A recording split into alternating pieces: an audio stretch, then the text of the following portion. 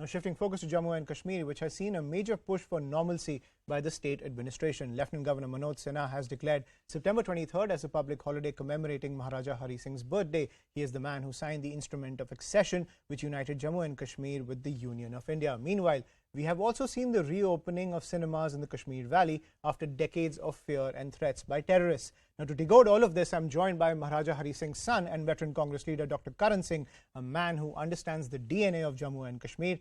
Thank you, Dr. Singh, for joining us on CNN News 18. My first question is, Maharaja Hari Singh's birthday is now a public holiday, Dr. Singh, in Jammu and Kashmir. Now, how significant is this move for the Dogra community?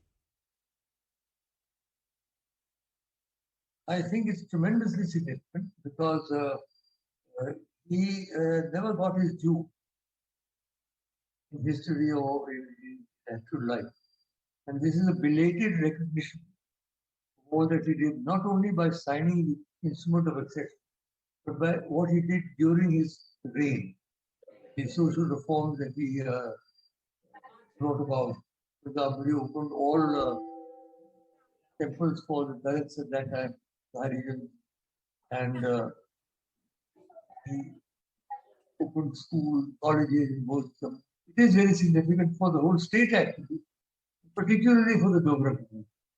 And the agitation has been spearheaded, I believe, by the Yuva Raj Sabha, one of the very active Sabhas, but there are all other communities also joined. It's not only a community thing, it is a thing for the entire state and particularly for the Dogra. It's very significant. I, for one, am delighted. Something we've been working on for a long time. Right. Dr. Singh, now that he has been given his due by the state administration, give us a sense of what has been Maharaja Hari Singh's legacy as a statesman in the context of modern and independent India. I don't think really he had very much to do with modern India. Because Jammu and Kashmir was a separate state at that time, under the British sovereignty. And what he did really had an impact on J&K state. You can say that in a way he led the field by opening all Dharma temples to the Dalits or Harijans that they were known as then, or the stress on girl education, quite extraordinary, abolishing that obnoxious custom of Degar in Kashmir, forced labor, and even during social reforms for the Rajput community. You remember, there used to be some sort of a thing against Rajputs who used to till the land. So he called a meeting of the Sabha and tilled the land in front of Ahmad Mahal himself to prove that tilling the land doesn't bring down your enemy. This way, he made a big impact on JNK. Right. Dr. Singh, given the historic actions of Maharaja Hari Singh, why do you think his name and legacy have been pushed to the sidelines of Indian history? Yes, I know. That's why I said he had a very poor deal by historians, because nobody remembers his reign and all that he did. They only look at the disaster that overtook us at the end, when the road raiders had come in and passed us, lost. So it has been unfair, and it is explained largely by the fact that there was a Kashmiri political domination in people long. They were not particularly keen to highlight the role. And Dr. Singh, speaking of Kashmiri political hegemony, we have also seen the reopening of cinemas in the Kashmir region after decades of fear. Do you feel the post-370 agenda is finally gaining ground in the valley, and what more needs to be done? Well, it's a process, as you know. It's not something that can be done overnight. By the way, it was 3 years they've been under central rule. It's only after 3 years that this holiday was announced. It wasn't as if it was immediately announced. We needed an agitation for that. As far as the cinemas are concerned, that's another very good sign. It does show that normalcy is beginning to return in the valley.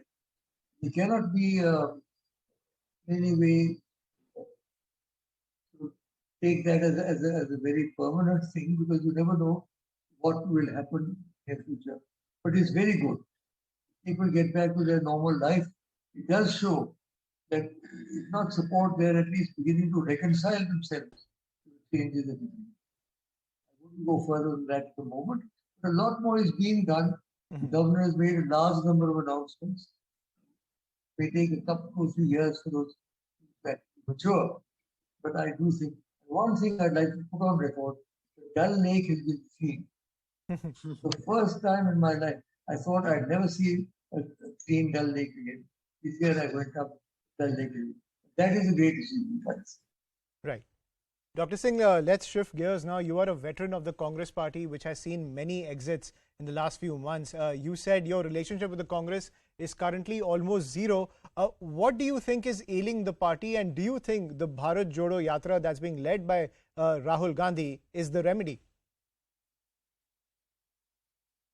First of all, let me say that the Congress is still by far the largest opposition party. Big membership, there are crores of Congress people all over the country, from Ladakh all the way down to Kerala and from Gujarat all the way. Now, there have been leadership problems, no doubt, because it wasn't very clear. The leadership seemed to be unclear as to who exactly was going to lead, what was going to happen. Now, I think that Rahul's Bharat Jodo Yatra is a very good idea. Because anything else, from my experience is this politics, anything that goes down to the level of the people, actual people, is very important. Because, you can make as many big speeches as you like, unless there's an impact on the people. The fact that he's been actually walking and that he must have interacted with thousands, if not lakhs of people by now, I think it's a good sign. It shows that he is really serious to revive the Congress. That credit. Whether he succeeds or not, a lot will depend on this whole leadership. I think in the next couple of weeks, it will become clear as to how the leadership is going to evolve. Right, and my final question, Dr. Singh, given the situation in the Congress, what hopes do you have with the current churn in the party? Do you think it is ready for 2024? I wouldn't say I have high hopes. I have some mild hopes, let me say, that it should improve. But as I said, I'm not really actively involved in politics. Not in any of the media. But I've been in Congress all my life. I really have an interest. Right, we'll leave it at that, Dr. Singh. Thank you for joining us on the broadcast and sharing your views on a range of issues. That's all.